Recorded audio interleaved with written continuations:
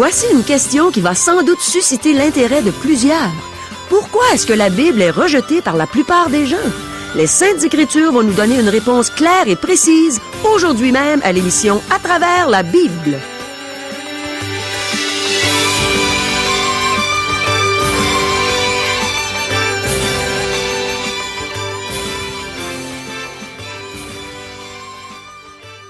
Chers auditeurs, pour en savoir davantage sur le contenu de cette émission, vous pouvez contacter en tout temps Radio Espoir via Internet à www.radioespoir.ca ou par téléphone, sans frais, au 1-877-l'Espoir, 1-877-537-7647. Bonjour, ici Caro. On a presque terminé les émissions dont l'enseignement vient de l'Évangile de Jean. Je trouve que ça a été très vite, ça a passé vraiment vite. On ne voit pas le temps passer quand le Seigneur nous prend à part pour nous enseigner. Voici les questions qu'on va poser à la parole de Dieu dans l'avant-dernier chapitre de ce bel évangile. Pourquoi les marques des clous étaient-elles encore visibles sur Jésus après sa résurrection? Que produit en nous une communion intime avec Jésus? Est-ce que le Saint-Esprit habite réellement dans tous les croyants? De quelle manière est-ce qu'on obtient le pardon de nos péchés? Comment est-ce que le croyant peut voir à ce que les autres reçoivent le pardon de leurs péchés? Pourquoi est-il important que les croyants s'assemblent régulièrement? Pourquoi y a-t-il tant de gens qui rejettent la Bible? Comment est-ce qu'on devient un enfant de Dieu? J'ai bien hâte d'entendre ce que la parole de Dieu va nous répondre par la bouche du pasteur Régent Joly. Demandons à Dieu qu'il nous dispose nos cœurs à bien comprendre ce bon enseignement. Prions. Oui, Seigneur, c'est toi qui disposes de toutes choses. Et on te demande de disposer nos cœurs pour qu'on soit réceptifs à tout ce que tu vas nous dire, qu'on ne laisse pas passer quoi que ce soit que tu vas nous enseigner aujourd'hui et qu'on puisse l'appliquer dans nos vies. Parle-nous, Seigneur. Instruis-nous. Amen. À toi, Régent. Merci beaucoup, Caro. Mes amis, aujourd'hui nous reprenons notre étude de l'Évangile selon Jean au verset 19 du chapitre 20. Nous arrivons à la fin de l'Évangile de Jean. Ce chapitre traite de la résurrection du Seigneur Jésus-Christ. Nous avons vu que Marie de Magdala fut la première à venir au tombeau. Lorsque Marie arriva au tombeau, elle le trouva vide. Elle l'a rapporté à Pierre et à Jean, qui sont venus voir et qui ont inspecté le sépulcre. Jean a cru en voyant le cocon formé par les linges et les aromates et n'a pu que conclure que Jésus avait bel et bien ressuscité. Le corps avait quitté les linges sans déformer le cocon. Ensuite, le Seigneur Jésus est apparu à Marie dans le jardin. Marie n'a pas reconnu Jésus en le voyant, non parce qu'il ne se ressemblait plus dans son corps glorifié, mais parce qu'elle ne croyait pas à la résurrection. Cependant, lorsque Jésus l'appela par son nom, elle reconnut sa voix. Je pense que ceux d'entre nous qui seront décédés au moment du retour de Jésus-Christ, nous l'entendrons nous appeler par notre nom, si du moins nous sommes des siens. Les brebis, ces brebis, entendent sa voix et elles le suivent. C'est ainsi que Jésus a fait avec toutes les personnes qu'il a ressuscitées il y a plus de 2000 ans. Nous arrivons maintenant à l'apparition suivante. Jésus est apparu aux disciples qui se sont rassemblés et enfermés dans une chambre parce qu'ils ont peur. Chers amis, débutons notre lecture. Jean chapitre 20, verset 19. Le soir de ce jour, qui était le premier de la semaine, les portes du lieu où se trouvaient les disciples étant fermées à cause de la crainte qu'ils avaient des Juifs, Jésus vint, se présenta au milieu d'eux et leur dit « La paix soit avec vous ». Avez-vous remarqué que lorsque le surnaturel entre en contact avec le naturel, le message est toujours « La paix soit avec vous » ou « Ne craignez point ». Lorsque le Seigneur se présente aux apôtres qui sont des humains, il amène sa paix. Ce ne sont pas des paroles vides de sens, comme nous en employons souvent dans nos salutations. Le Fils de Dieu ne parle pas pour rien dire. il apporte vraiment sa paix. C'est cette paix qui est le résultat d'être justifié par la foi en Jésus-Christ. Le Seigneur nous apporte sa paix. Lorsqu'une personne se repent et se tourne vers Jésus comme Sauveur et Seigneur, Dieu cesse d'être en colère contre elle et il ne la traite plus en ennemie. Nous observons que les apôtres ont reconnu le Seigneur Jésus malgré leur frayeur. Il est apparu avec son corps glorifié et il a pénétré dans la chambre qui était fermée à clé. Nous voyons que le corps glorifié n'est pas sujet aux lois de l'univers matériel. C'est pourquoi je pense que lorsque le Seigneur Jésus reviendra et que nos corps seront changés, nous n'éprouverons pas de difficulté à nous élever dans les airs pour aller vers lui. Verset 20. Et quand il eut dit cela, il leur montra ses mains et son côté. Les disciples furent dans la joie en voyant le Seigneur. Les marques sur le corps du Seigneur Jésus sont-elles aussi les vôtres? Notez que les marques des clous sur ses mains et du trou dans son côté sont visibles sur son corps glorifié. Les marques de la crucifixion sont toujours sur le corps du Seigneur Jésus. Le corps glorifié est semblable au corps humain sur ce point. Je ne pense pas qu'il y aura des marques de blessures sur notre corps glorifié. Je pense que ces marques de blessures sont sur le corps de Jésus parce que ce sont les meurtrissures qu'il a portées pour nous. Il fut meurtri afin que nous puissions être présentés à Dieu sans défaut et sans tache. Ces marques seront la preuve éternelle qu'il a porté nos péchés sur lui. Ces marques ne sont pas seulement la preuve visible de sa résurrection corporelle, mais aussi la preuve de la puissance de cette résurrection pour apporter la paix aux croyants. Verset 21. Jésus leur dit de nouveau, « La paix soit avec vous. Comme le Père m'a envoyé, moi aussi je vous envoie. » Après avoir calmé ses disciples en leur prouvant qu'il était ressuscité, il poursuit avec un enseignement spirituel que les disciples sont maintenant capables de recevoir. Je ne pense pas que le Seigneur se répète en disant « La paix soit avec vous ». Il parle d'une autre paix. Au verset 19, il parlait de la paix de la rédemption, de la paix avec Dieu. Maintenant, la rédemption est accomplie. C'est la paix décrite dans Matthieu, chapitre 11, verset 28, où nous lisons « Venez à moi, vous tous qui êtes fatigués et chargés, et je vous donnerai du repos. Ceci est le repos de la rédemption, la paix de la rédemption. » La communion intime avec Dieu produit une paix intérieure. Il y a une autre paix. C'est la paix qu'éprouvent ceux qui sont en communion intime avec Dieu et qui lui obéissent. C'est la paix décrite cette fois dans le verset 29 de Matthieu, chapitre 11. Le voici. « Prenez mon joug sur vous et recevez mes instructions, car je suis doux et humble de cœur, et vous trouverez du repos pour vos âmes. » Le discours sur la paix démontre que Jésus désirait que ses disciples possèdent la paix. Pas seulement une paix fondamentale, mais une paix continuelle dont ils doivent être conscients. La rédemption est maintenant accomplie.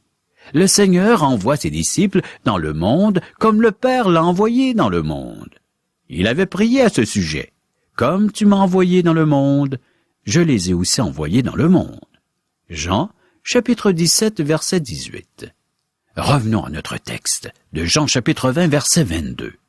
Après ces paroles, il souffla sur eux et leur dit, « Recevez le Saint-Esprit. » Nous sommes dans une période de transition entre la dispensation de la loi et la dispensation de la grâce.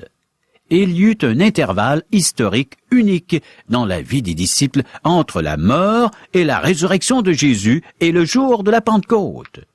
Un tel intervalle ne se reproduira pas. Elle est unique. Les disciples avaient demandé à Jésus de leur enseigner à prier, et il l'avait fait. Cela est raconté dans Luc, chapitre 11. Il avait dit que l'on donne à ceux qui demandent. Au verset 13 de ce chapitre, il dit que Dieu accorderait l'Esprit à ceux qui le lui demanderaient. En autant qu'on puisse le dire, ils ne l'ont jamais fait. Dans Jean chapitre 14, verset 16, Jésus dit, « Et moi, je prierai le Père, et il vous donnera un autre consolateur, afin qu'il demeure éternellement avec vous. » Simon-Pierre avait démontré du discernement alors qu'il a reconnu que le Seigneur Jésus était le Christ, loin, annoncé par les prophètes, le choisi de Dieu. Mais quelques instants plus tard, il disait à Jésus de ne pas parler de sa mort à la croix. Personnellement, je pense que les apôtres furent régénérés au moment où il souffla sur eux en disant « Recevez le Saint-Esprit ». Avant ça, ils n'avaient pas été régénérés par l'Esprit de Dieu. L'expression « il souffla sur eux » se retrouve à un seul autre endroit dans la Bible, soit au récit de la création d'Adam dans la Genèse. L'Éternel souffla un souffle de vie dans les narines de l'homme fabriqué de la poussière de la terre. Je pense que le Seigneur Jésus a soufflé le souffle de la vie éternelle dans les apôtres en leur donnant le Saint-Esprit. Ceci les soutiendrait et les garderait jusqu'au jour de la Pentecôte, le jour où serait répandu abondamment le Saint-Esprit. Donc, les disciples reçoivent un acompte en attendant le jour de la Pentecôte où l'Esprit sera donné avec puissance. Là, il viendra habiter en eux. Le Saint-Esprit habite les croyants. Le jour de la Pentecôte, le Saint-Esprit est venu et ils furent tous baptisés ou immergés dans le corps de Christ. De plus, ils ont reçu la puissance divine. L'Église naquit ce jour-là. Depuis le jour de la Pentecôte, le Saint-Esprit est dans le monde. Il habite les croyants et il les baptise dans le corps de Christ. Verset 23. Ceux à qui vous pardonnerez les péchés, ils leur seront pardonnés. Et ceux à qui vous les retiendrez, ils leur seront retenus. Nous sommes devant un verset important qui est généralement très mal compris. Le pouvoir de pardonner les péchés appartient à Dieu seul, et le Seigneur Jésus ne le donne pas aux apôtres. En fait, il commande aux apôtres de proclamer le pardon des péchés, en annonçant la bonne nouvelle que Jésus est mort et ressuscité pour les péchés du monde. La mort de Jésus nous obtient des bénédictions que nous réclamons par la foi. Dans le livre des Actes, ainsi que dans les Épîtres, nous ne trouvons pas d'instance où les apôtres ont pardonné les péchés d'une personne. Cependant, ils ont proclamé le pardon des péchés. Je vous pose une question. Qu'est-ce qui nous obtient le pardon de nos péchés? Même Dieu ne peut pas pardonner les péchés de façon arbitraire. Le pardon des péchés s'obtient seulement par le sang de Jésus-Christ. Dans l'Ancien Testament, le pardon des péchés était fondé sur le fait que le Seigneur Jésus viendrait mourir pour les péchés. Dieu sauvait les gens à crédit, jusqu'à ce que le Seigneur Jésus vienne prendre sur lui la peine de leurs péchés et de payer entièrement la dette. Aujourd'hui, Dieu pardonne nos péchés lorsque nous croyons que le Seigneur Jésus est mort pour nous racheter. Dieu a remplacé la carte de crédit spirituel par une carte bancaire de guichet spirituel. Nous n'avons qu'à réclamer les bénédictions disponibles parce que le Seigneur Jésus est mort pour nos péchés. Comment est-ce que vous et moi pouvons remettre les péchés? Simplement en proclamant l'Évangile. Ce sont les plus grandes œuvres que Jésus a dit que nous ferions. Lorsque quelqu'un croyait en Jésus alors qu'il était sur terre, c'était merveilleux. Mais ce qui est étonnant, c'est le fait que lorsque vous et moi présentons l'Évangile, quelqu'un naît de nouveau et devient une nouvelle créature en Jésus-Christ. Ceux à qui vous pardonnerez les péchés, ils leur seront pardonnés. Cela se produit lorsque nous proclamons la bonne nouvelle du salut par grâce. C'est le plus grand privilège que nous pouvons obtenir aujourd'hui. Donc, lorsque vous entendez ce message, chers amis, et que vous le recevez, et que vous y placez votre foi, vos péchés sont pardonnés, parce que vous croyez en le seul sacrifice, en celui de Jésus. Nous avons une grande responsabilité. Si nous n'annonçons pas l'Évangile, alors les péchés ne seront pas pardonnés. Je pense que nous récoltons le fruit de notre négligence à proclamer l'Évangile au cours des dernières années. Parce que nous négligeons notre responsabilité. Des gens meurent au combat, d'autres sont victimes de crimes. Si tous les soldats qui sont morts à la guerre avaient consacré leur vie à proclamer l'Évangile ou étaient devenus missionnaires, le monde serait très différent. Nous avons la seule chose qui peut apporter le pardon au monde, c'est l'Évangile de Jésus-Christ. Mes amis, mes frères et sœurs en Jésus-Christ, l'annoncez-vous? Verset 24. Thomas, appelé Didyme, l'un des 12, n'était pas avec eux lorsque Jésus vint. Nous ne pouvons que spéculer au sujet de la raison pour laquelle Thomas n'était pas présent. Il était peut-être du genre solitaire ou même sceptique. Il regardait le côté sombre des choses. Je pense que les 10 autres disciples parlaient avec excitation de la résurrection de Jésus, mais que Thomas ne pouvait simplement pas y croire. Verset 25. Les autres disciples lui dirent donc, « Nous avons vu le Seigneur !» Mais il leur dit, « Si je ne vois dans ses mains la marque des clous, et si je ne mets mon doigt dans la marque des clous, et si je ne mets ma main dans son côté, je ne croirai point. » Oh là là là là là là là! Quel incrédule! Il est devant suffisamment de preuves pour croire, mais il refuse de le faire. L'incrédulité de Thomas est grande, chers amis. Le texte grec suggère que Thomas affirme qu'il croira à la condition de voir et même toucher les meurtrissures sur le corps du Seigneur Jésus. Cependant, il semble qu'il va demeurer avec le groupe de disciples. Mes amis, si vous désirez grandir spirituellement, vous devrez vous tenir avec des croyants afin de grandir avec eux. Je pense que vous devez partager ce que vous apprenez de la parole de Dieu. N'abandonnons pas notre assemblée, comme c'est la coutume de quelques-uns, mais exhortons-nous réciproquement, et cela d'autant plus que vous voyez s'approcher le jour. Hébreux chapitre 10, verset 25. Nous devons nous rassembler afin de grandir ensemble.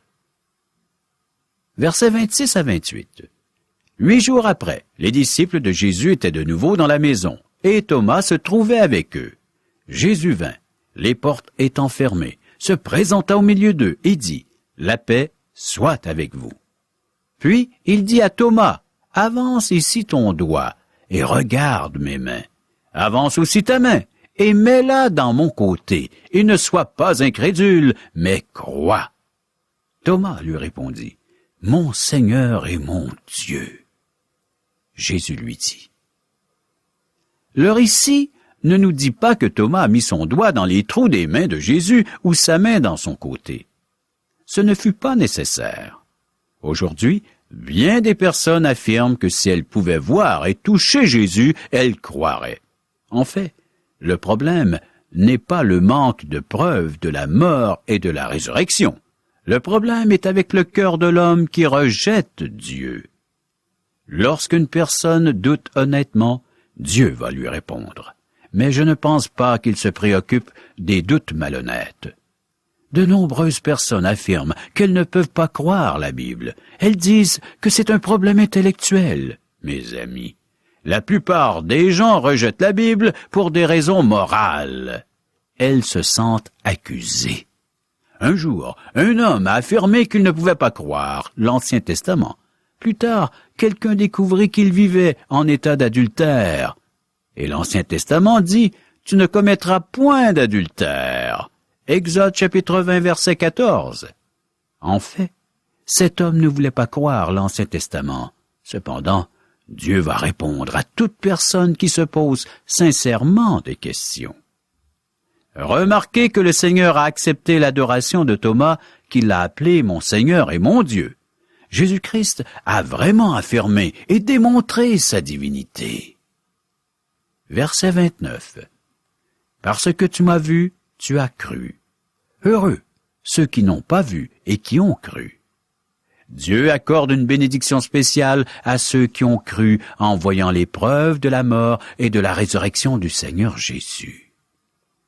Que fais-tu de toutes ces preuves? Versets 30 et 31. Jésus a fait encore en présence de ses disciples beaucoup d'autres miracles qui ne sont pas écrits dans ce livre.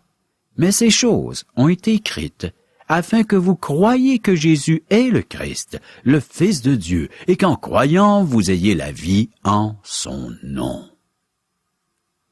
Vous devenez enfant de Dieu par la foi en Jésus-Christ seul. Voici la clé de cet évangile. Le Seigneur a fait de nombreuses choses qui ne sont pas rapportées dans les Écritures. Il a guéri des multitudes de personnes. Je pense que Jean affirme aussi qu'après sa résurrection, Jésus a fait de nombreuses choses qui ne sont pas rapportées. Jean a fait un choix parmi les événements et l'enseignement qu'il a utilisé pour rédiger son œuvre. Il a choisi le matériel qui lui permettait d'atteindre son but.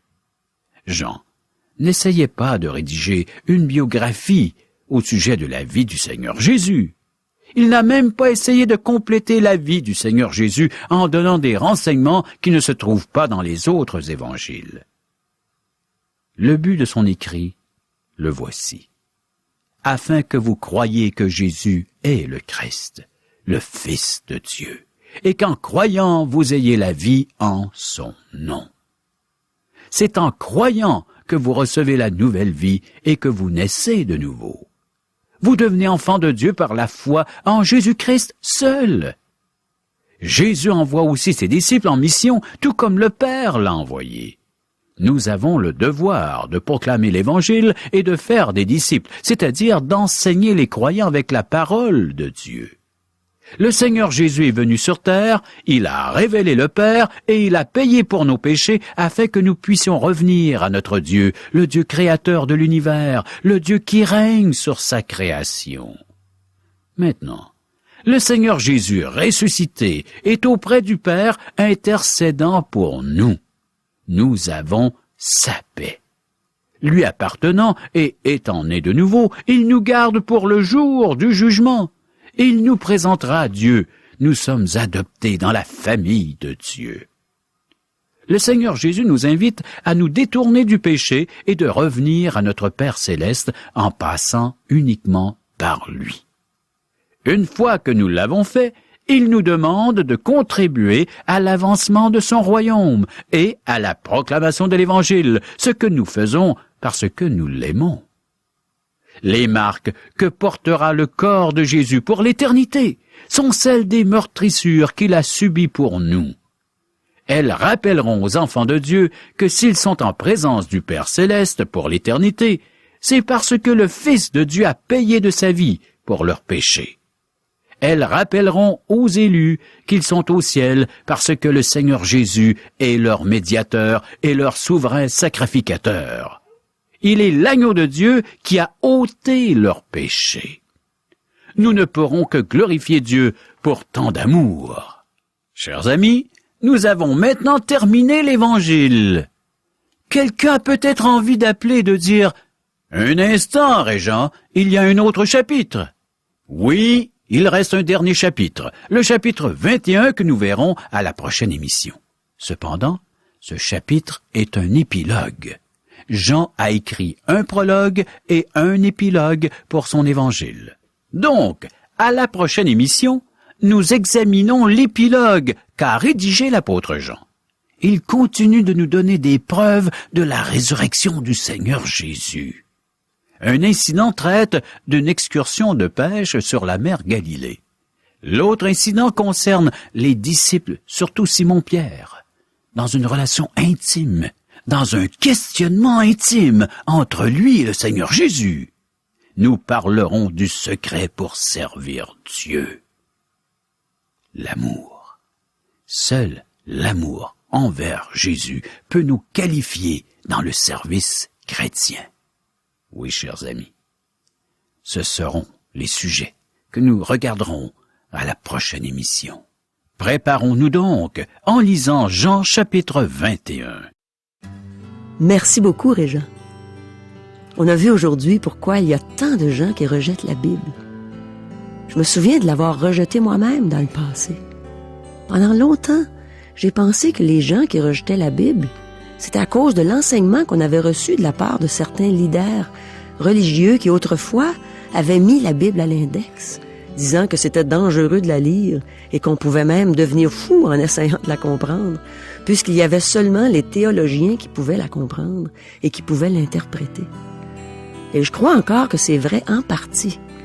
Mais aujourd'hui, on en a appris encore plus concernant le fait que la plupart des gens rejettent la Bible.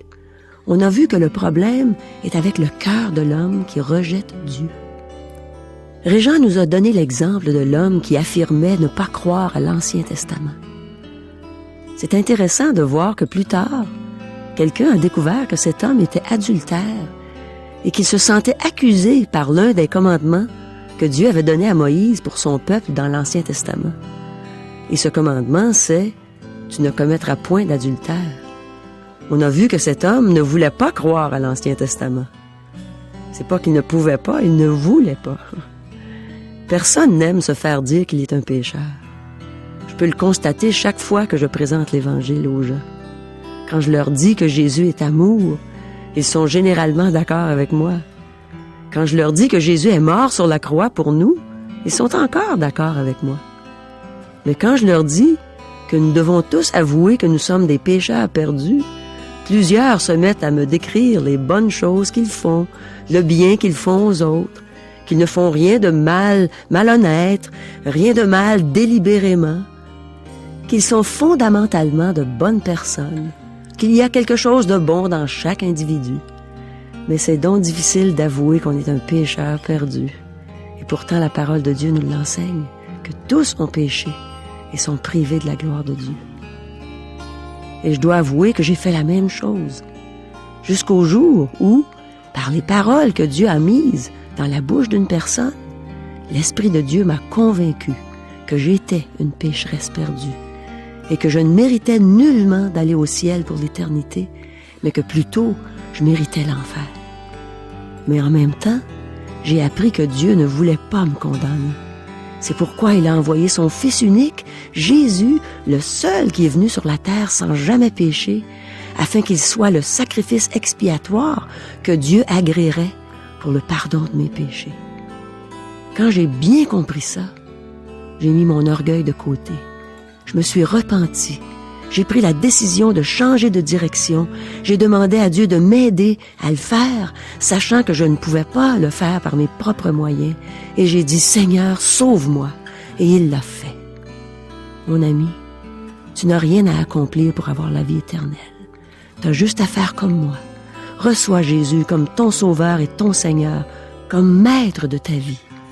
Demande-lui de te sauver maintenant. Et c'est certain qu'il va le faire. Caro, nous invitons les auditeurs à assister à un merveilleux déjeuner de l'espoir. Pourrais-tu nous expliquer qu'est-ce qu'un déjeuner de l'espoir? C'est justement comme ce que tu viens de dire, Régent, c'est merveilleux.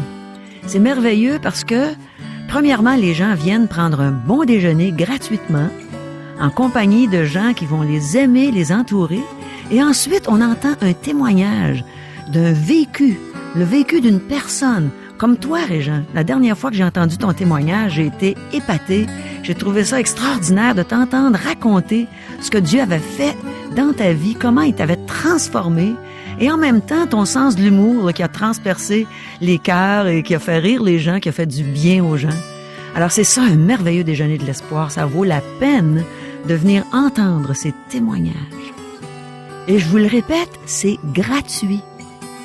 Nous vous invitons donc à venir participer à ces merveilleux déjeuners de l'espoir qui auront lieu à la grandeur du Québec. Comment faire pour savoir où auront lieu ces déjeuners? Vous pouvez nous rejoindre par téléphone. 1-877-L'Espoir. 1-877-537-7647 ou via courriel à www.radioespoir.ca ou à notre adresse postale. Radio Espoir, casier postal 34143, Charlebourg, province de Québec, le G1G 6P2. Au revoir. Bye bye.